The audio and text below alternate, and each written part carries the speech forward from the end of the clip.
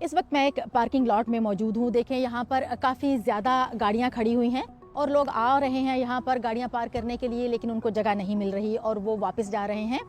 यहाँ पर कुछ जगह खाली हैं, लेकिन वो यहाँ गाड़ी खड़ी नहीं कर रहे। ये देखें, ये जगह खाली है लेकिन लोग यहाँ पर अपनी गाड़ी पार्क नहीं कर रहे, इसलिए कि ये जगह उन अफराद के लिए मखसूस है जो हैंडीकैप्ड हैं।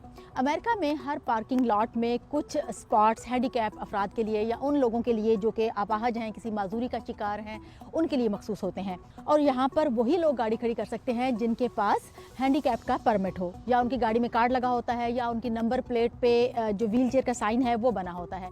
और यहाँ पर अगर कोई ऐसा शख्स अपनी गाड़ी खड़ी करता है जिसके पास माजूर अफराद के लिए मखसूस पार्किंग टैग नहीं है, या फिर उसकी गाड़ी की जो नंबर प्लेट है उसके ऊपर व्हील चेयर का साइन नहीं बना हुआ, तो वर्जीनिया स्टेट जहाँ मैं रहती हूँ, यहाँ के लॉ के मुताबिक उसको फाइन हो सकता है और उसकी गाड़ी उठाई भी जा सकती है।